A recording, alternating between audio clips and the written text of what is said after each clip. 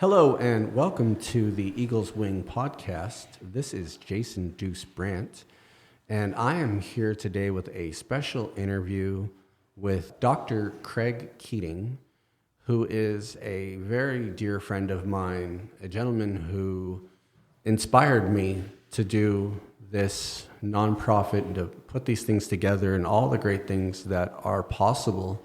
It was through his mentorship and help that has truly helped me to strive and to want to do more. So welcome, Craig. Good morning. So one of the things that I wanted to talk about was kind of your background and what brought us here to this day. So could you tell me a little bit about yourself? Yes, I grew up in Cleveland, Ohio, and then went to college in Michigan, and then was in North Carolina, and ended up in Las Vegas, Nevada. And when we came out to Las Vegas, I ended up being over working with 700 Club Feed the Children and Operation Blessing and doing some phenomenal programs throughout the city of Las Vegas. Yeah, very, very cool. So one of the things that when we first met, there was a gentleman that we both mutually knew, and I remember it clearly. I got this phone call, and basically it was a conversation that said, hey, there's this guy you absolutely have to meet. And here I am, I'm in business, and I'm trying to, accomplish the world and all those good things. And I went, all right, I'll meet this guy. And so they said, all right, well, let's go to lunch, and I want to introduce you. And so we went to this place. I believe the name was Super Salad. It was a buffet. Yes. For all the salad varieties and soups and whatnot. And I remember meeting this gentleman, and I was like, man, this guy's sharply dressed. He was, and if you ever meet Dr. Keating, you're gonna realize, man, this guy knows how to dress, how to style.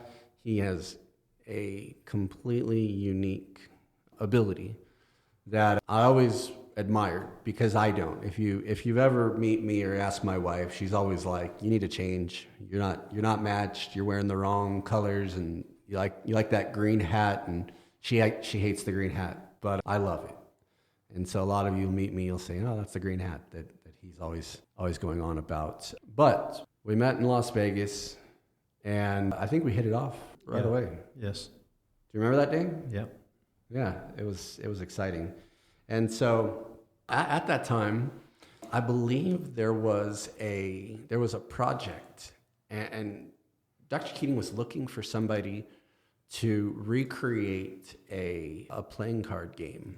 It was a form of blackjack, and basically he had the opportunity to bring this game into casinos in Las Vegas. And what was interesting was I was brought in because of my background in multimedia and web and graphic design.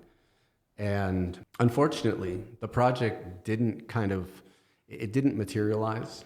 But what it did do was, in that process, it led me back to the school that I graduated from. And I went because I wanted to see if I could find any students that could kind of put this thing together with me. And that didn't work out, but the dean hired me as an instructor at this ITT Technical Institute, which kind of was a blessing in disguise. It was, kind of built out my teaching career. I don't know if I'd be in education if it wasn't for that opportunity. So that's indirectly related. Yeah, indirectly related to you, Craig.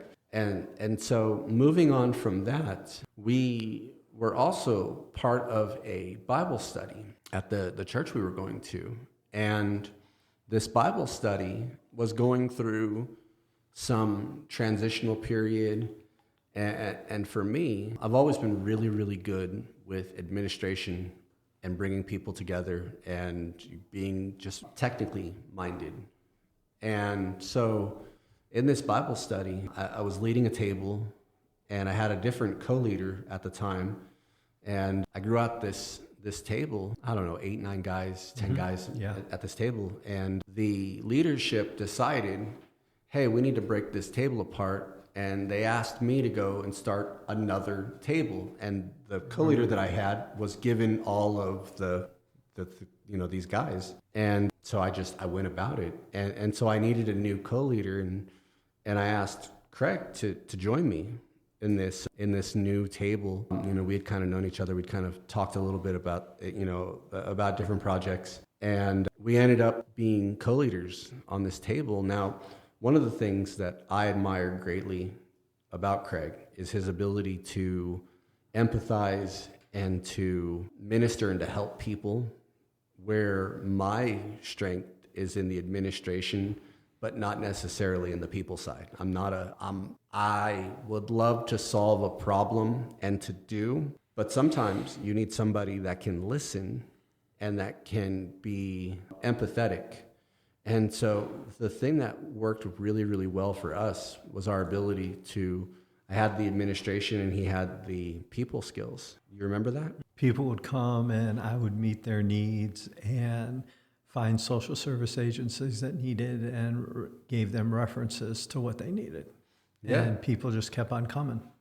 And we fulfilled their needs. And so for us, it wasn't about just simply, having that little table at our Wednesday night Bible study, but to be something for these guys. And I believe that if you fulfill a need, people will continue to show up and people will be attracted to that thing. And so long story short on that, they had this contest that the leadership put together. They said, we're trying to grow and we're going to have a contest of how many new people and people that continue to come.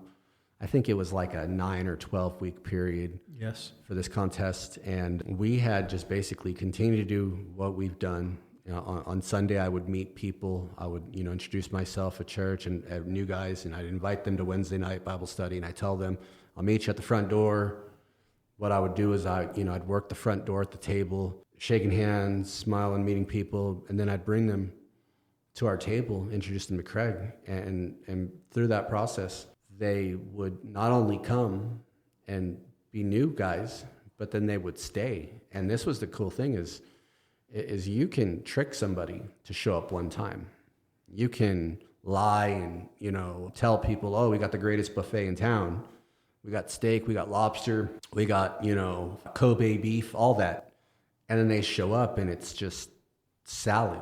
Well, you can trick somebody once, twice, but if they realize that it was a trick, they won't return. And so what we did was we fed the people, usually Little Caesar's pizza or some kind of food, but then we fed their need. We didn't just feed their emotion.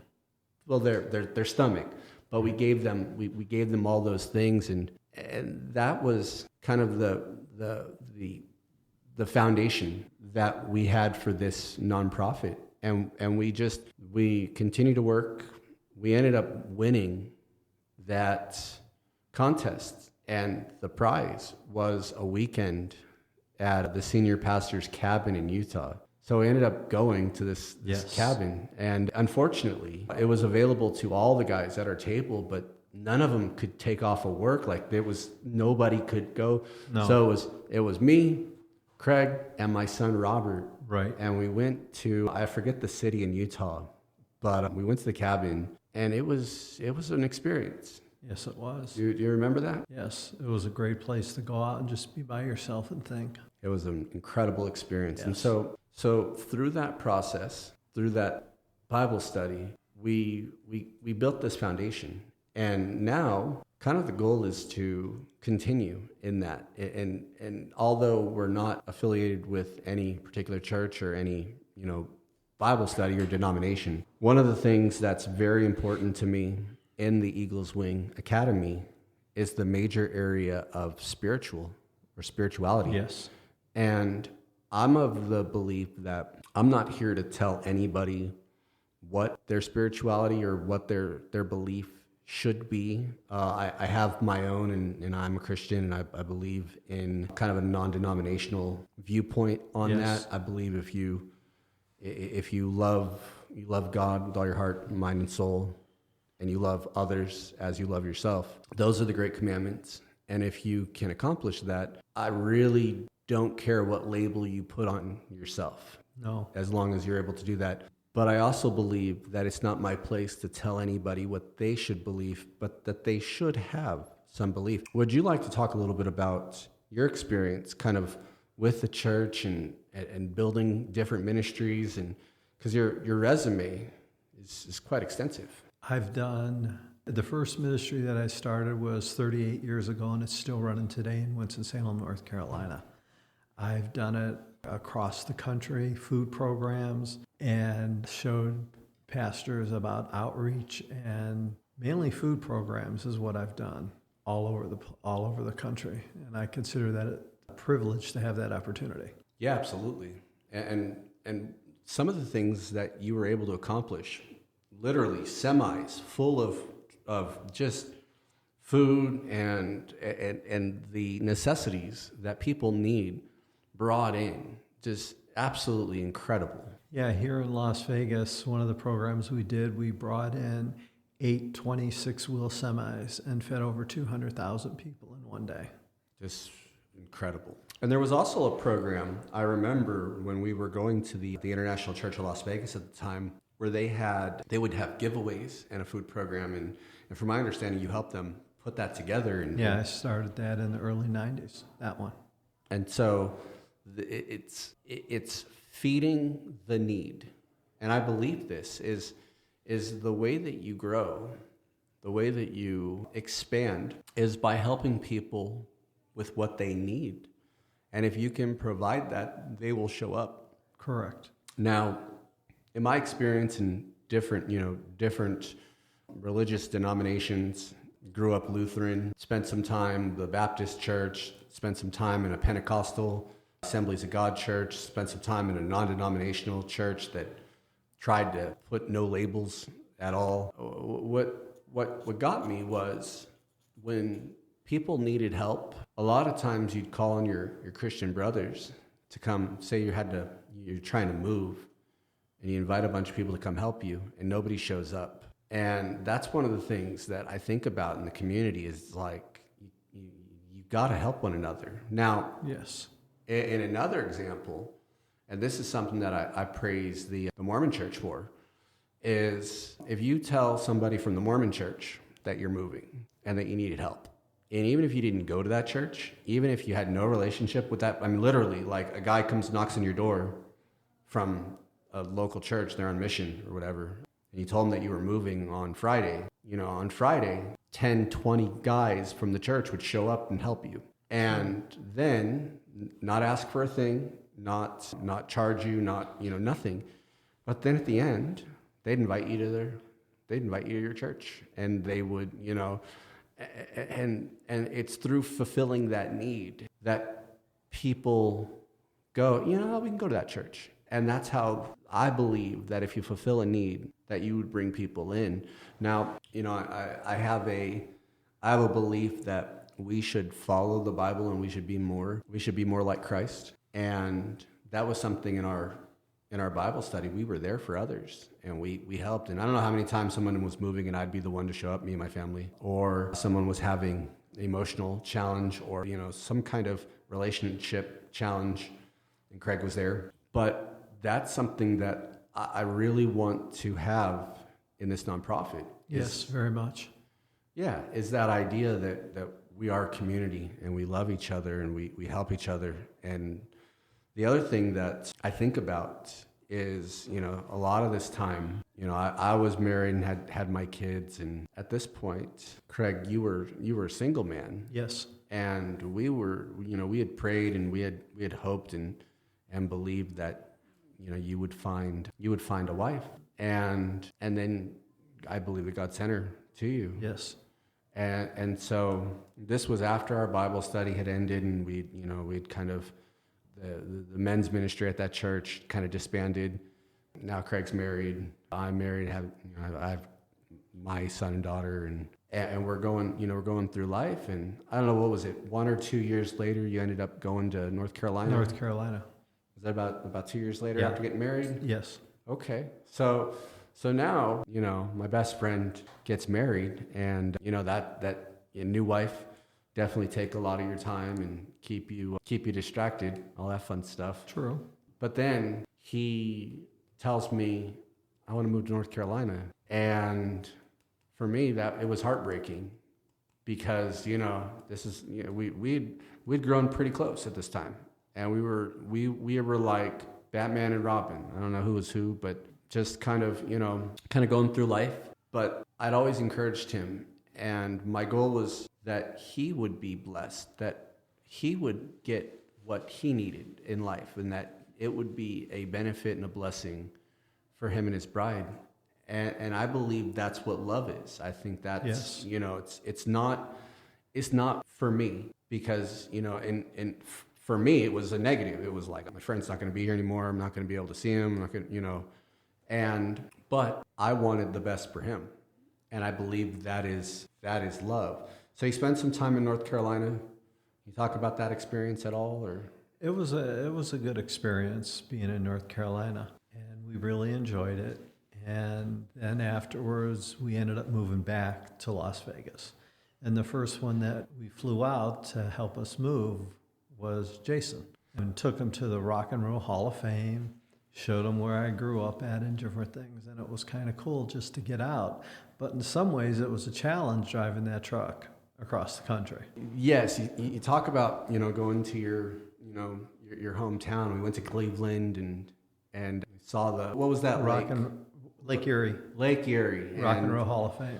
And traveling around and just a crazy experience. And yeah, seeing the Rock and Roll Hall of Fame, and that was quite the experience. And the idea of moving back. So I flew out and I helped my friend pack up all of his stuff in this giant truck, and we ended up driving all the way back. It was a trip.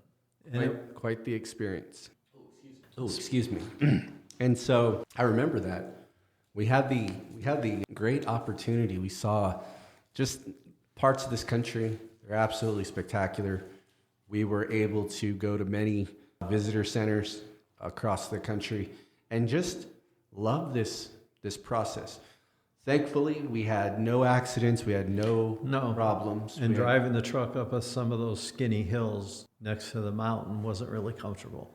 Yes, that was quite an experience.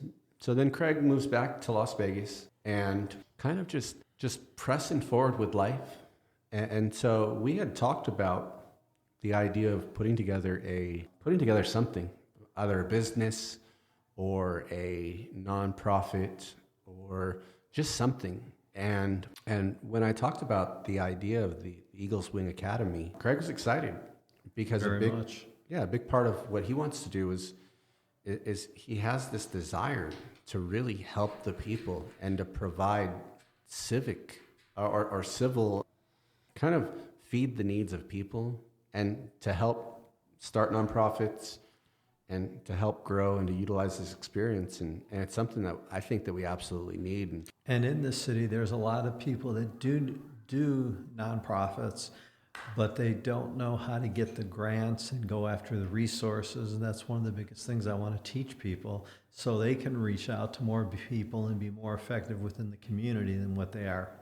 Yeah, and a big part of what we want to do is to help others build these nonprofits and to really expand the Eagles Wing brand, either bring in new services or just help others to accomplish a big goal. I can see us being a blessing and a resource to others. One of the things that I really do admire about you, Craig, is your desire to continuously move forward. And I know you're in the process of getting your Assemblies of God ordination, right, and kind of being a pastor. And one of the things that I don't know, I joke, but I kind of nudge and kind of prod and go, you should be the pastor kind of for our organization, and that we don't necessarily need a church, a building, a location to be effective. And, very true. And by being mobile and able to kind of go around, I could see us traveling around, speaking, going to events, writing a book, going on podcasts, and doing a lot of this stuff to kind of spread the message. I see a lot of that in you. Can you talk a little bit about kind of your goals and what you want to do once you get that credential and be official? Obviously you're a pastor already, but the idea of, being recognized. Yeah, right.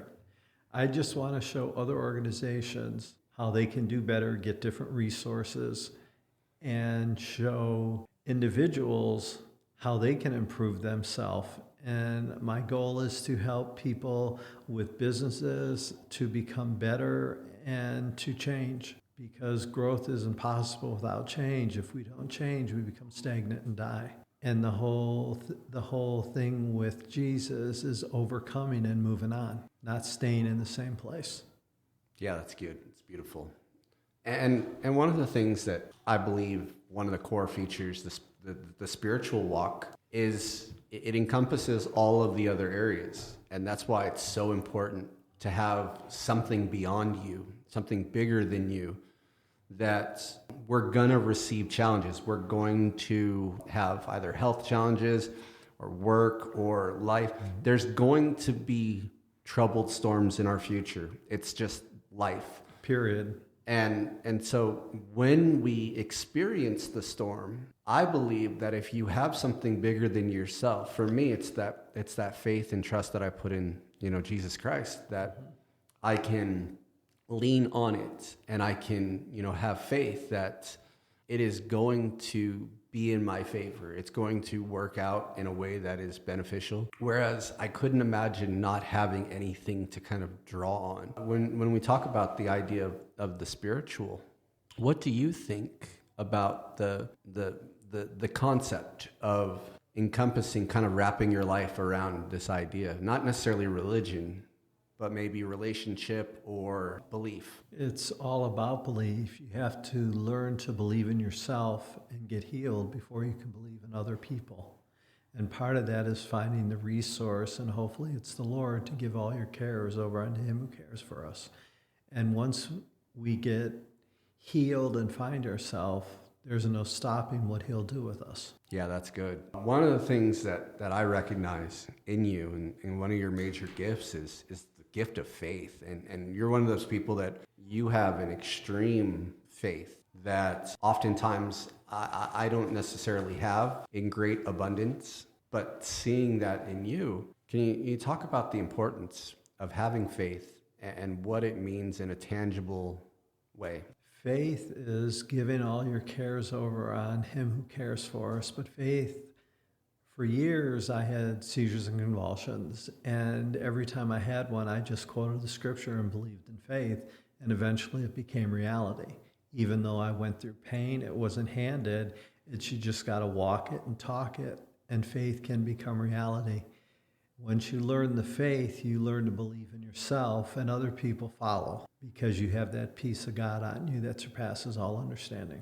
Yeah, that's absolutely vital. And so just seeing the growth and all of the things that we've kind of gone through, and the ups and downs, and, relationship and medical and life, and, falling outs with church leaders and growth in other, churches, and the experiences are a great thing in our life. It's the path that takes us. And I often talk about the gap between where you are and where you want to be. We wish it was all just a straight line, but oftentimes it's, up and down and backtracking, and, you climb up the mountain just to go back down. And that's where faith comes in, because you have to keep on trying and keep on believing. Yes, I definitely agree with that. Now, I'd like to ask you, a lot of our audience is young adults that are just starting their lives. They're generally 18 to 30-year-olds who are beginning in this area.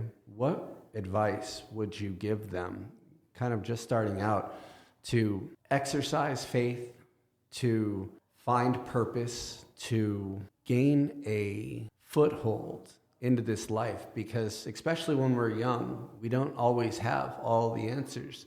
Oh, you got to start out by finding yourself, finding someone that you're compatible with, which produces a comfort, and then build on that comfort, and everything else will fall into place. It isn't necessarily easy.